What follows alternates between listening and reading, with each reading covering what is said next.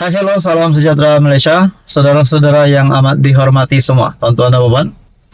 Baru-baru ini kita mendengar satu MP bersatu, MP Perikatan Nasional yang menyatakan sokongan terhadap Kerajaan Perpaduan, menyatakan sokongan terhadap Datuk Seri Anwar Ibrahim, yang menjadikan majoriti kini adalah 2/3 sokongan terhadap Anwar Ibrahim. Nah, persoalan yang timbul selepas itu, apa yang berlaku kepada ahli parlimen tersebut, yaitu Iskandar Zulkarnain, ahli parlimen Kuala Kangsar. Nah, saudara-saudara, setelah perkara ini berlaku, Hamzah Zainuddin dalam satu kenyataan berkata, Iskandar Zulkarnain diugut oleh SPRM untuk menyokong Datuk Seri Anwar Ibrahim. Kononnya, ada satu surat yang perlu ditandatangani oleh MP Kuala Kangsar tersebut supaya beliau menyokong kerajaan. Kalau tidak, beliau akan dikenakan saya tak pasti, tapi yang penting beliau diugut menurut Hamzah Zainuddin.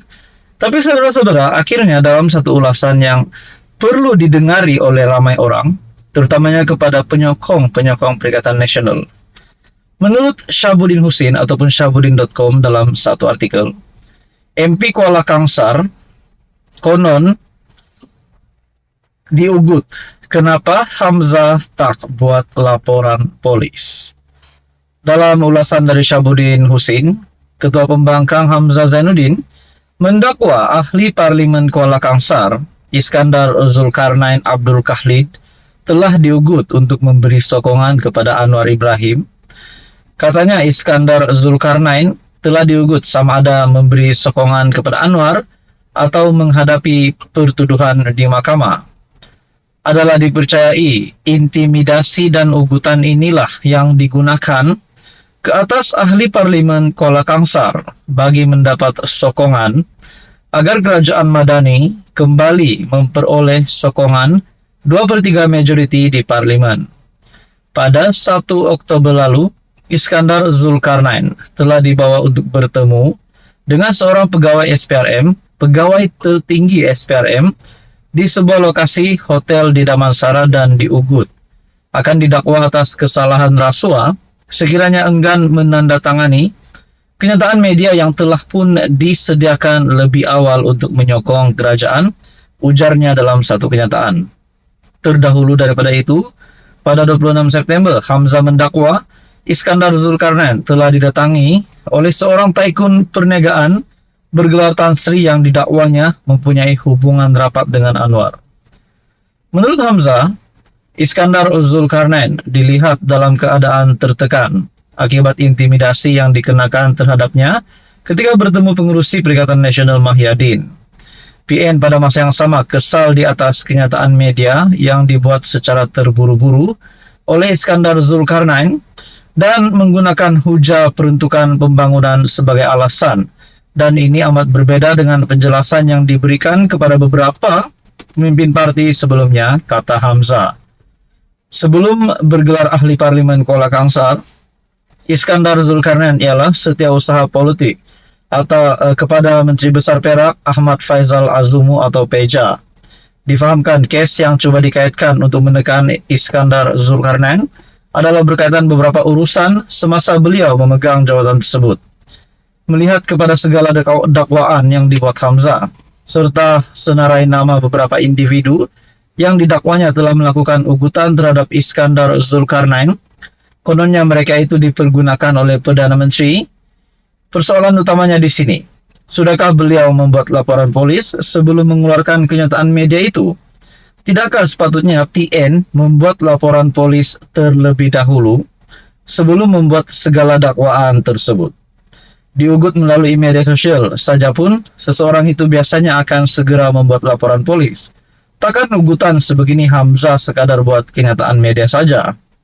Jika tidak laporan polis dibuat, bagaimana segala dakwaan itu ternampak ada kebenaran dan boleh dipercayai menurut Syabuddin? Jadi saudara-saudara, apa komen Anda? Adakah perkara ini akan berbalik kepada Hamzah Zainuddin semula? Dan seperti apa yang diulas oleh Syabuddin.com, adakah Anda setuju? Dan ulasan ini yang bertajuk MP Kuala Kangsar konon diugut, kenapa Hamzah tak buat laporan polis? Sekian saja, teruskan bersama di dalam channel ini untuk info yang seterusnya. PAS masuk kerajaan perpaduan. Apa komen Anda dengan kenyataan itu? Seperti yang kita tahu, PAS ada 40 lebih kerusi ahli parlimen. Lebih banyak berbanding Bersatu, dan untuk mengetahui ramai juga, Bersatu yang dipimpin oleh presidennya Tan Sri Muhyiddin Yassin yang menjadi pengerusi Perikatan Nasional, manakala Hadi Awang yang mempunyai parti PAS yang mempunyai kerusi lebih banyak berbanding Bersatu tidak menjadi pengerusi Perikatan Nasional tetapi menjadi timbalan pengerusi Perikatan Nasional. Saya tak pasti jika ada isu di antara mereka, tetapi kita tahu hubungan di antara Muhyiddin Yassin dan Hadi Awang adalah dalam keadaan yang baik. Nah, baru-baru ini Datuk Seri Anwar Ibrahim menyatakan keterbukaan Kerajaan Perpaduan untuk menerima PAS masuk di dalam Kerajaan Perpaduan.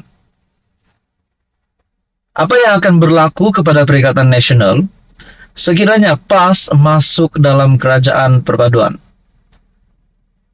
Pertama, menjadi spekulasi dan pandangan secara pribadi saja. Pandangan saya secara pribadi, sekiranya 40 lebih MP ataupun satu blok PAS masuk kerajaan, yang pertama sudah pasti kerajaan Datuk Seri Anwar Ibrahim, Kerajaan Perpaduan akan semakin kukuh. Disebabkan itu dari bahagian dari sisi jumlah kerusi sudah lebih daripada banyak. Yang kedua, apa akan berlaku kepada Muhyiddin Yassin? Mungkinkah Muhyiddin Yassin akan membubarkan Perikatan Nasional? Ataupun mungkinkah Muhyiddin Yassin akan merombak Perikatan Nasional? Adakah beberapa kuasa-kuasa politik yang lain yang menjadi pembangkang? Contohnya Syed Saddiq akan menyertai Perikatan Nasional, dan di situ adakah Perikatan Nasional juga mempunyai risiko untuk dibubarkan ataupun diubah nama gabungannya, ataupun mungkin apa sajalah perkara-perkara efek yang berlaku kepada Perikatan Nasional, kepada Muhyiddin Yassin dan kepada anggota-anggota komponen di dalam Perikatan Nasional, Parti Bersatu dan Gerakan, sekiranya PAS masuk Kerajaan Perpaduan. Nah, saudara-saudara, persoalan yang seterusnya yang timbul, adakah Muhyiddin Yassin juga akan meletakkan jawatan sebagai pengerusi Perikatan Nasional? Nah, seperti yang saya kata tadi, adakah PN berisiko untuk dibubarkan kalau PAS keluar daripada Perikatan Nasional? Seperti yang kita tahu, ada yang kata PN ini kuat disebabkan PAS, pengaruh Hadi Awang yang begitu kuat. Dan kita juga tahu ahli parlimen yang terbanyak pun yang paling banyak kerusi dimenangi di kalangan parti PN adalah PAS. Nah, sesuai dengan kenyataan Datuk Seri Anwar Ibrahim menyatakan keterbukaan Kerajaan Perpaduan untuk menerima PAS masuk di dalam kerajaan, tapi perlulah mengikuti syarat yang ditetapkan. Kalaulah esok hari bila-bilalah PAS tiba-tiba terdetik, Hadi Awang tiba-tiba terdetik dan sudah berpikir masak-masak akan menyertai kerajaan, apalah jadi dengan Muhyiddin Yassin? Mungkinkah hancur lagi cita-cita Muhyiddin Yassin untuk menjadi Perdana Menteri yang kedua kali? Disebabkan kita tahu PN hari ini kuat. Tak dinafikan, Perikatan Nasional adalah salah satu gabungan parti yang kuat ada di Malaysia dan memberikan cabaran yang besar juga, cabaran yang hebat kepada Pakatan Harapan dan Barisan Nasional.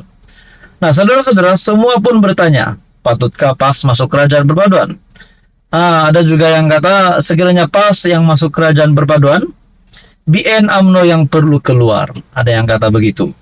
Ada juga kata, kalau begitu, tinggallah PAS bersama PH. Jadi kerajaan baru bernama PH PAS. Itu pun mungkin tak mustahil juga boleh berlaku. Jadi saudara-saudara, tonton apa pun, kalau benar-benar PAS masuk Kerajaan Perpaduan pimpinan Datuk Seri Anwar Ibrahim, sudah pasti mungkin Hadi Awang diberikan jawatan yang tertinggi di dalam kepimpinan Kerajaan Perpaduan. Mungkinkah kalau benar Ahmad Zaid Hamidi akan dipecat ataupun UMNO satu blok akan keluar dari kerajaan perpaduan, Hadi Awang menjadi timbalan Perdana Menteri. Dan begitu juga, tidak juga mustahil boleh berlaku, BN UMNO bergabung dengan Bersatu, dan beberapa partai yang lain mungkin gerakan, mungkin muda juga, dan membentuk gabungan baru. Jadi saudara-saudara, semua ini menjadi pandangan ramai orang lah. Apa komen Anda? Teruskan bersama di dalam channel ini untuk info yang seterusnya. Mohon bantu channel ini dengan menekan butang like, share, dan subscribe. Dan pada akhirnya ini hanyalah sebuah spekulasi.